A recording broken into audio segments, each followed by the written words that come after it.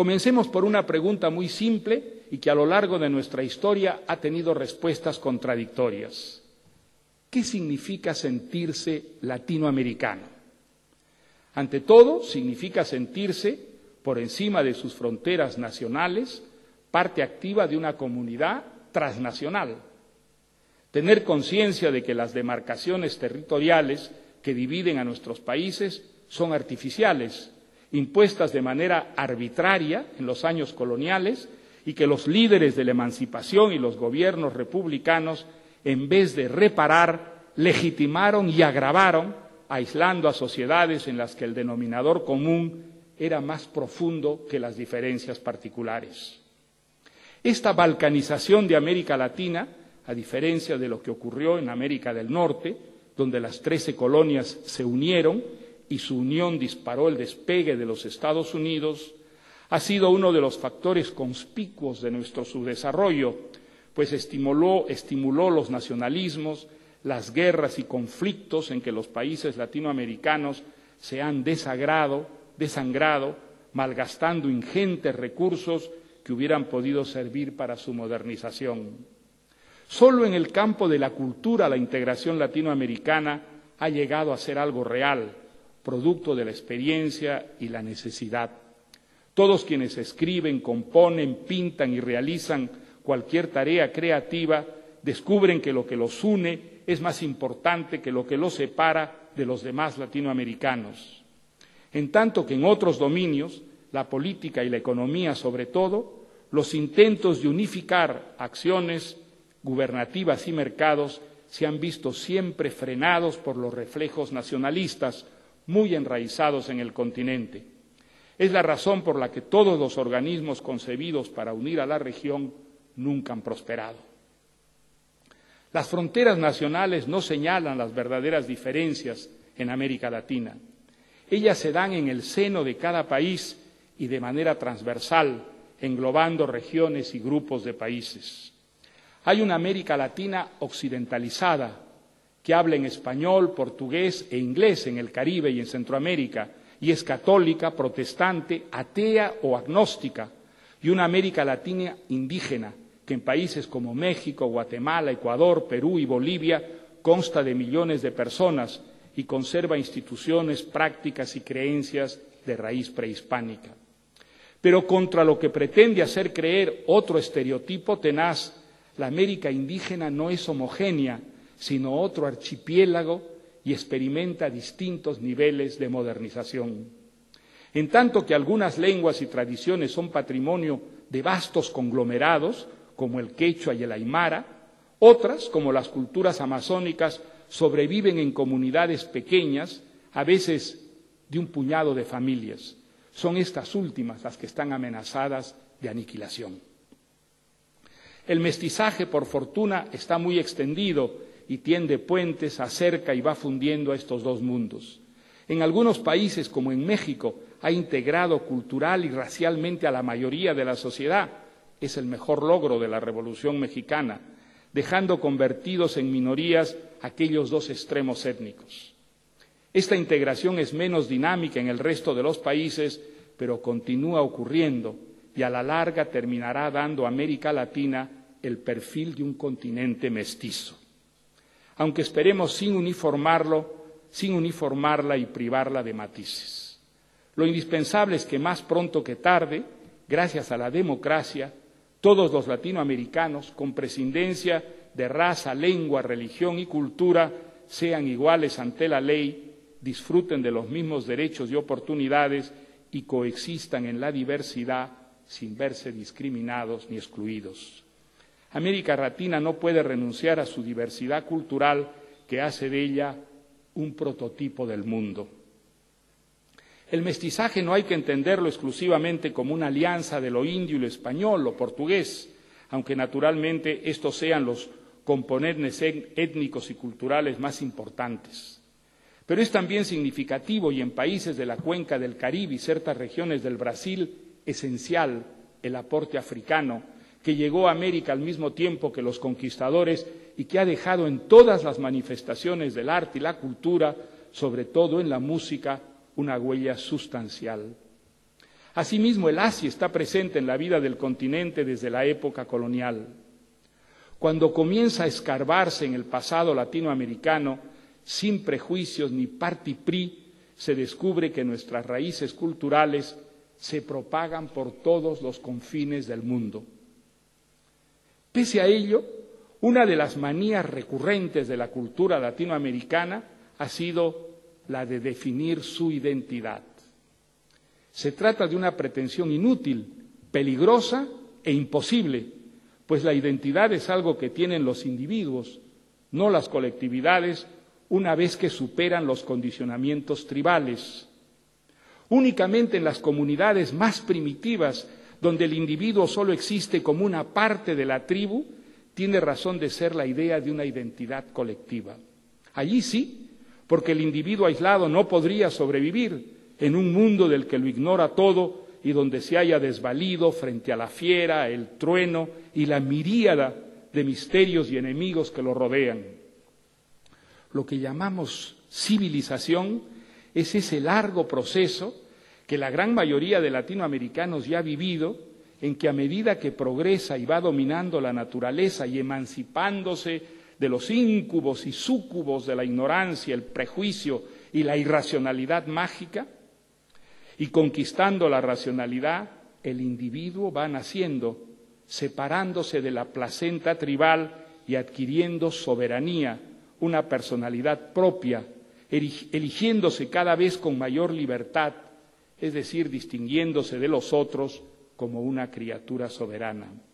Ser parte de una comunidad es un dato fundamental en los destinos individuales, desde luego, pero precisamente la civilización permite al individuo serlo al mismo tiempo de muchas maneras a la vez, de acuerdo a su propia tradición, circunstancia, vocación y libre albedrío. La nación es solo una de ellas y para muchos menos decisiva que otras, como la lengua, la religión, la familia, el grupo étnico, la profesión, la ideología política o la orientación sexual.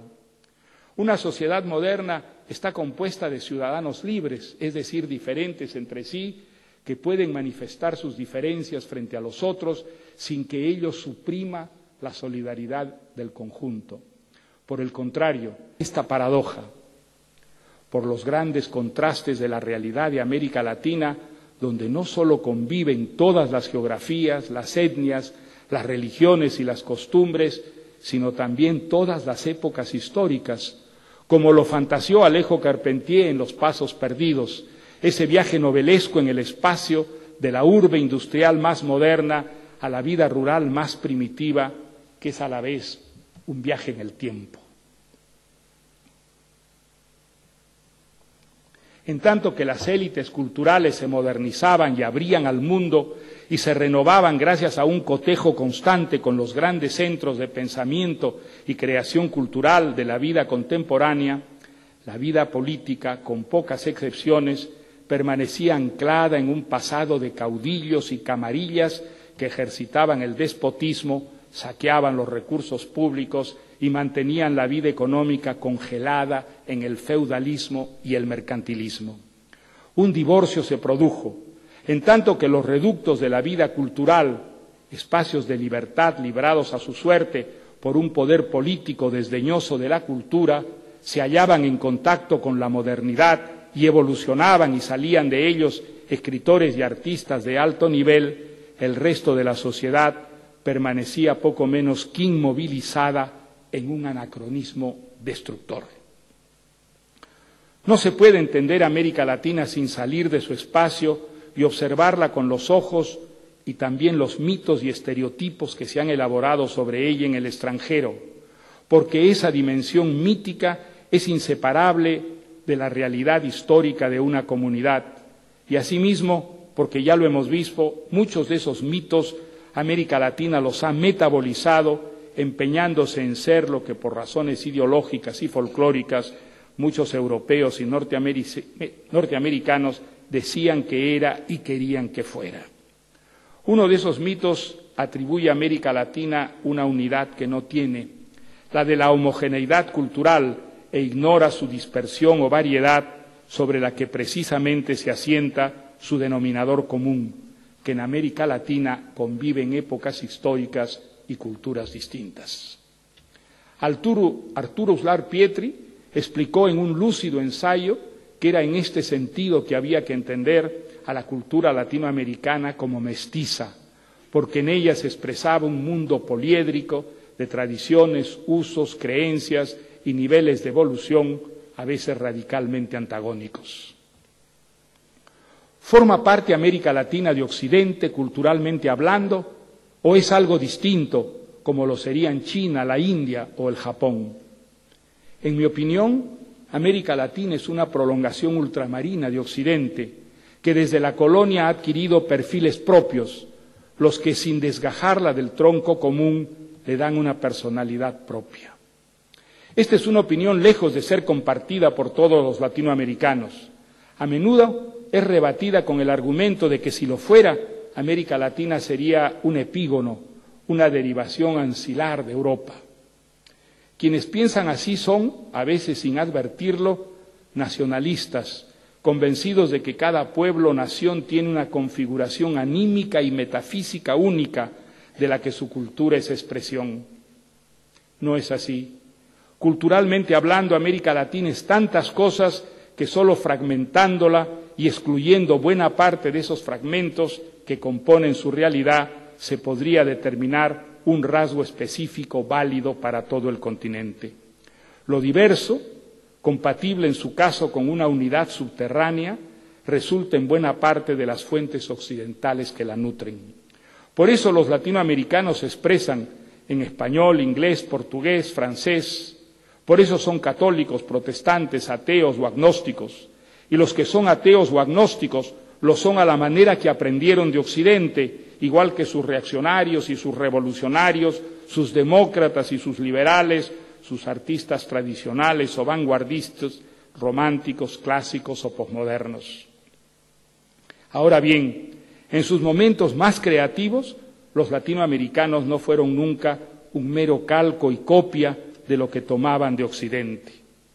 La frase es de José Carlos Mariátegui, uno de los escasísimos marxistas latinoamericanos que no se limitó a repetir como un ventrílocuo a los marxistas europeos en cuyas páginas se formó, sino utilizó aquellas lecciones para hacer un análisis original, aunque no siempre acertado, de la problemática social y económica del Perú. Otro ejemplo interesante de lo mismo es Euclides da Cunha, el escritor brasileño ocurrido en la Guerra de Canudos en el nordeste brasileño a fines del siglo XIX, valiéndose de todas las teorías sociológicas y filosóficas imperantes en la Europa de su tiempo. El resultado de su investigación fue la contraria a la que había previsto. En vez de desentrañar el sentido profundo de aquella guerra desatada por un movimiento mesiánico, quedó patente que aquellos esquemas conceptuales europeos eran insuficientes para explicar el conflicto, nacido precisamente a raíz de una distorsión profunda de ciertos valores y doctrinas religiosas que en el mundo primitivo de Bahía se transformaron en sus antípodas. Mariátegui y da Cunha son dos casos entre muchos de la manera como América Latina, partiendo de fuentes europeas, encontró una música propia que la distingue sin enemistarla de las voces del viejo mundo. Las hazañas artísticas de los grandes creadores latinoamericanos que han llevado a cabo hubieran sido imposibles sin la destreza y el dominio de unas técnicas que supieron aclimatar a su propia circunstancia. ¿No es este el rasgo más valioso de la cultura occidental? La perpetua renovación de las formas y de las ideas en función de la crítica y de la autocrítica. La constante asimilación de valores y principios importados que enriquecen los propios. Todo ello dentro de una coexistencia de las diferencias que solo hacen posible la libertad, el espíritu crítico y la vocación de universalidad.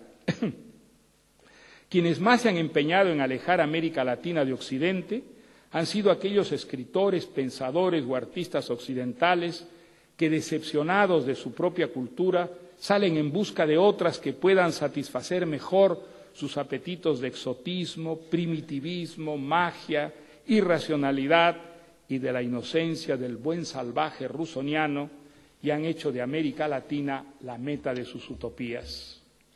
Debemos rechazar a aquellos amantes de cataclismos para los que América Latina no parece tener otra razón de ser que servir de escenario a las fantasías románticas que el espacio europeo, con sus aburridas democracias, ya no tolera en su seno.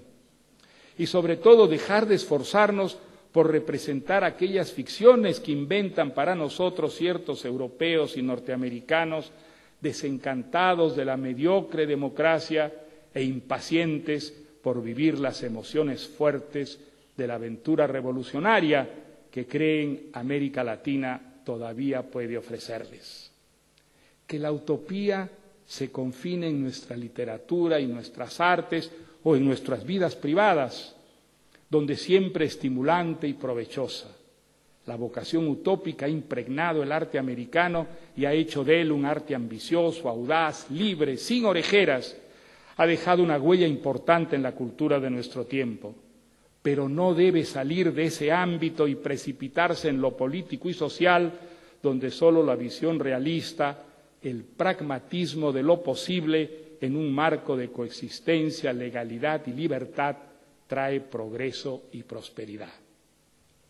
Lo que ahora necesitamos es que América Latina lleve a cabo en el ámbito político y social las mismas proezas que sus creadores han realizado en el dominio de la literatura, la plástica, la música, el cine.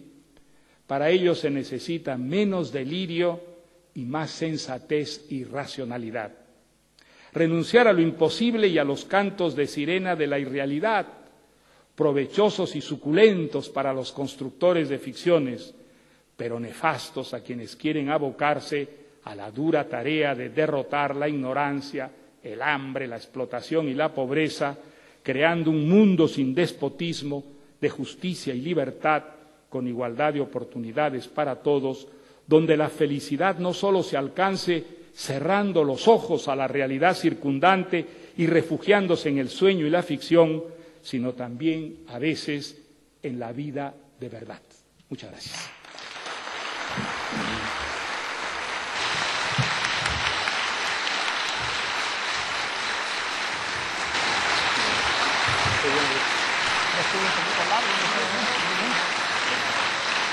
Muchas gracias.